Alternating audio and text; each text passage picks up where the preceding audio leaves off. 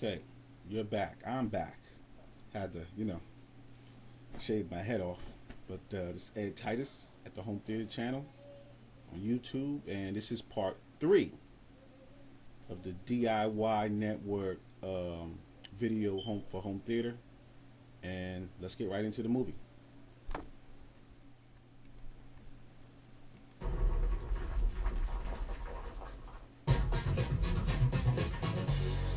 Hi, welcome back to DIY's Home Theater Workshop. I'm Corey Greenberg.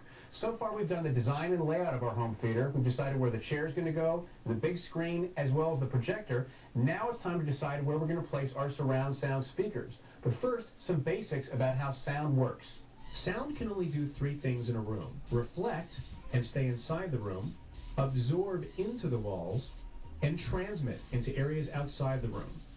Since our goal is to keep sound inside the room and avoid bothering people in other parts of the house, it's important to have some reflection and absorption, and we'll try to reduce the amount of transmission. To get the most out of your surround sound system, it's important to place your speakers in the best sounding locations. Just like determining the seating position, speakers will follow the same guidelines, and that's where we take the room dimensions and divide it into thirds and try to locate the speakers in those places. Thirds is typically the best location for sound, but if your screen is so large it means placing your speakers too far out into the room, you can also get good sound with your speakers on the 5th and 7th dimensions of the room. We have to figure out where to place our 5.1 surround sound speakers, which include a center channel, front, left, and right speakers, 2 surrounds, and in this case, 2 subwoofers. Mark, let's talk about speaker placement. Center channel speaker is the most important speaker in the surround system. Most of the dialogue and effects are coming from the center speaker. So what's the best place to put the center speaker? Well, of course, we like to have the center speaker at the front of the room, preferably behind the screen. Now, in this case, we have a non-perforated screen, so we choose a location either below or above the screen. We chose the location above the screen to get the best sound to the most people in the room. Okay, now we're on to surround speakers. There's 2 types of surround speakers: direct radiator, which is like the standard type of speaker you have in the front, and then dipole surround, which shoots the sound forward and backward for a more enveloping effect. Now, people like me who listen to a lot of music on the system tend to go for the direct radiators, but Peter's actually chosen the dipole radiator because he's going to watch a lot of movies. So what's the best position for both those kind of surround speakers? Well, direct radiating loudspeakers are best located in the back corners of the room. The general rule of thumb is about 120 degrees spaced apart from behind the listener's head. The dipole surround speakers create a very diffuse sound field, and they're designed to be located on the side walls of your home theater, just about directly beside your seating location. So for dipoles, you want them to be right to the side. Direct radiators can be behind the listener. For the dipole speakers, the best location is on the side of the wall, enveloping your listeners in sound. Now we're going to start the actual construction. And remember, we've chosen these construction methods specifically to enhance the picture and sound quality.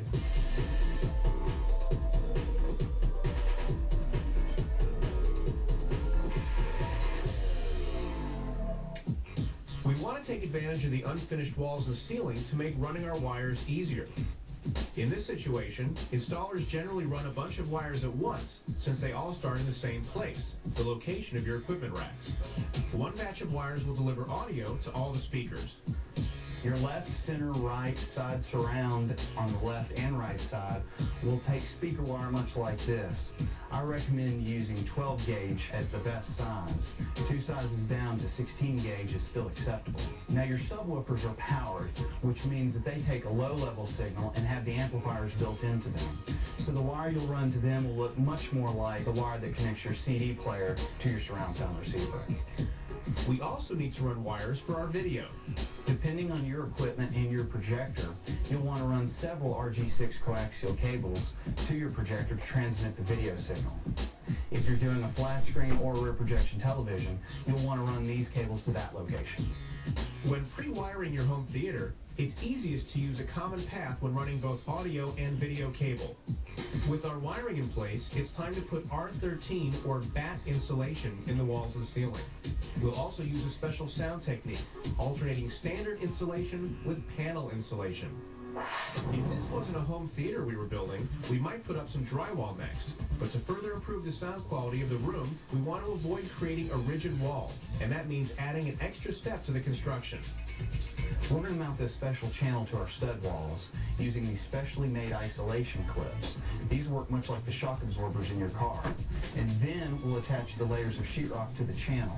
And what that does is make your sheetrock wall work as a very good base absorber. We're attaching resilient channel to our stud walls because it helps create a deeper airspace and improves acoustic performance. It's a formed 22 gauge galvanized steel strip shaped like a hat and is often referred to as hat or furring channel. You can buy resilient channel at most drywall supply houses, and it's pretty affordable, usually running 35 cents a foot. Once the resilient channel is in place, we call on the drywallers, who make quick work of a tough job. This isn't a typical drywall installation. We're using a special technique to improve the sound quality of our theater. Now, I see you put a second layer of drywall on top of the first. That's not usual, is it? No, it's not. What we've done is apply 2 layers of drywall of different thicknesses to give the wall more mass, which helps with its base absorption.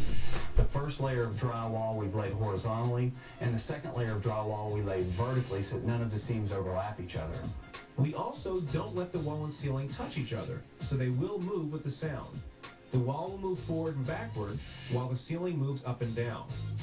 Allowing our walls and ceiling to move helps them be more effective at absorbing sound. We'll seal the cracks between the walls and ceiling with a special acoustic caulk. It's flexible and non-hardening and allows the walls and floor to move.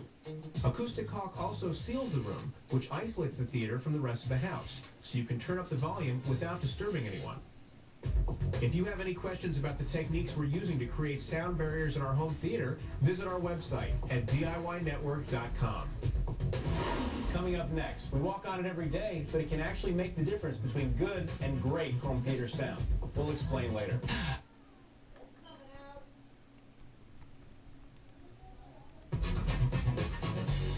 Welcome back to DIY's Home Theater Workshop. I'm Corey Greenberg. To aid in the sound of our home theater space, we're actually going to build a floor that floats.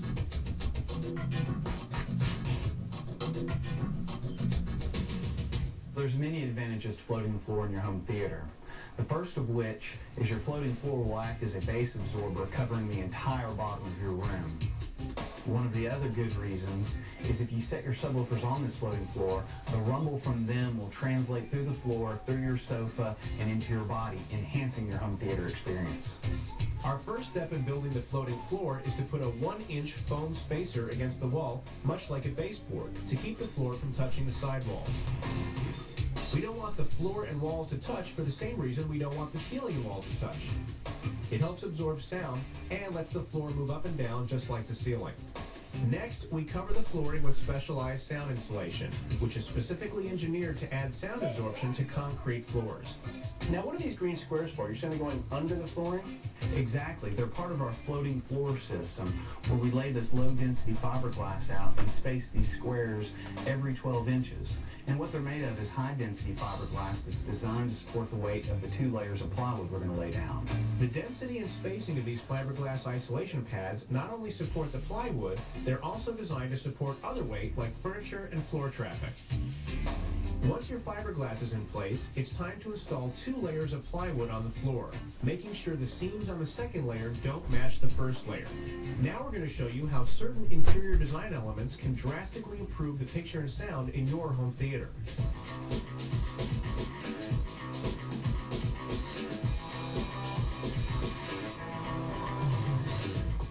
A very effective and inexpensive way to absorb sound in your home theater is carpet.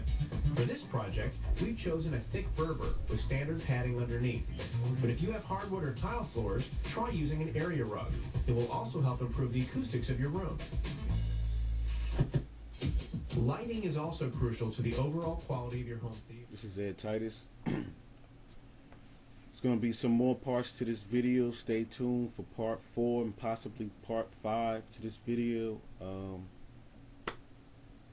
Look for part 4, part 5 to this video for the DIY Network. Thank you.